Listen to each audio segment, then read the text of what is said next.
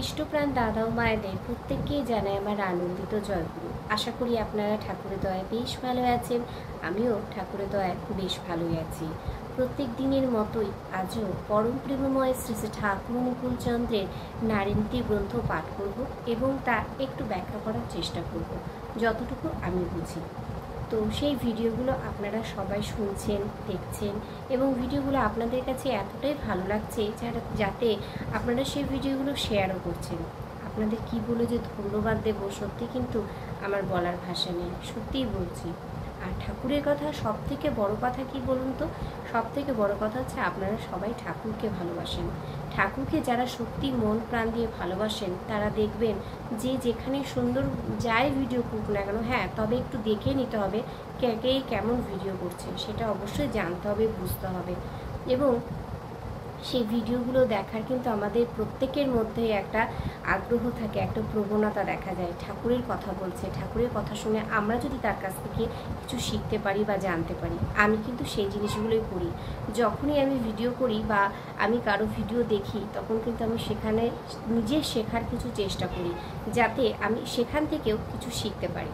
জয়গুরু, কথা আর বাড়াবো না, শুরু করব পরম প্রেমময় শ্রী শ্রী ঠাকুর অনুকূল চন্দ্রের নারীনীতি গ্রন্থপাঠ ও তার ব্যাখ্যা।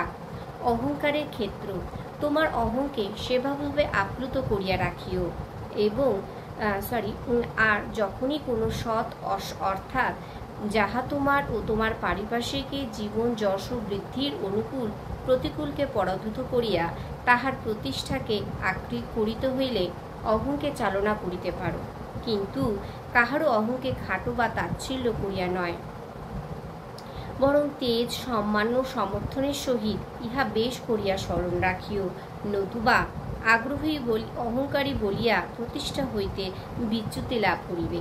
বাণী সংখ্যা 175। অহংকারের ক্ষেত্র, এইটাই হচ্ছে আমাদের সব থেকে বড় জিনিস, যে কি আমরা সব কিছু ব্যাপারে আমি কোনো কিছু না কিছু করলাম, বেশ আমার ভিতর থেকে অহংকার বোধটা জন্মে গেল। অহংবোধটা কখনোই জন্মাতে দিতে নেই। অহংবোধটা যদি সবসময় নিজের ভিতরে জন্মাতে থাকে তাহলে কিন্তু কখনো আমরা এগিয়ে যেতে পারবো না। আমি আজকে এই ব্যাপারে পারদর্শী বা আমার এই জিনিসটা রয়েছে, সেই বিষয়ে আমি কিন্তু খুব অহংকার বোধ করি, তা নয়। অহংকার করব তাকে নিয়ে, আমার ঈশ্বরকে নিয়ে, আমার পরম পিতারকে নিয়ে, আমি তার সন্তান, সেই হিসাবে কিন্তু আমরা কিন্তু অহংকার বোধ করতে পারি। কিন্তু আমি নিজে পারি, নিজে এটা পারি ওটা পারি, সেই বিষয়ে কিন্তু কখনোই আমরা অহংকার করব না, আমিও যতটুকু বুঝি। ঠাকুর বলছেন তোমার অহংকে সেভাবে আপ্লুত করিয়া রাখিও। আমার যে অহংকার সেটা কিন্তু সেবার দ্বারা আপ্লুত করিয়া রাখতে হবে।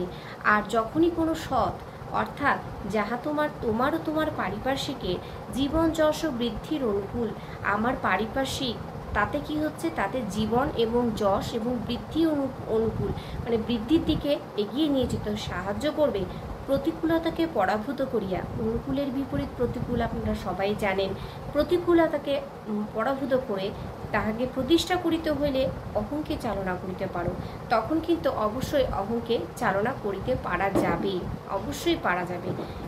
আর কিন্তু কারো অহংকে খাটো বা তাচ্ছিল্য করিয়া নয়। ঠাকুর আবার এটাও বলে দিয়েছেন, কারো অহংকে কিন্তু খাটো বা তাচ্ছিল্য করিয়া কখনোই নয়, বরং তেজ ও সম্মানের সহিত ইহা বেশ করিয়া স্মরণ রাখিও। তেজ এবং সম্মানের সহিত কিন্তু এটা আমাকে সম্মান রাখতে হবে, স্মরণ রাখতে হবে, মনে রাখতে হবে, নতুবা অহংকারী বলিয়া প্রতিষ্ঠা হইতে বিচ্যুতি লাভ করবে। অহংকারী বলিয়া প্রতিষ্ঠা হতে কিন্তু বিচ্যুতি লাভ করতে হবে আমাদেরকে। বাণী সংখ্যা 175। জয়গুরু প্রত্যেককে। ভিডিওটা ভালো লাগলে অবশ্যই শেয়ার করে পাশে থাকবেন, আর কেমন লাগছে ভিডিওগুলো সেটাও কিন্তু অবশ্যই জানাবেন। দেখা হচ্ছে পরবর্তী ভিডিওতে। আপনারা সবাই ভালো থাকবেন, সুস্থ থাকবেন, ঠাকুরকে মাথায় নিয়ে চলবেন। জয়গুরু।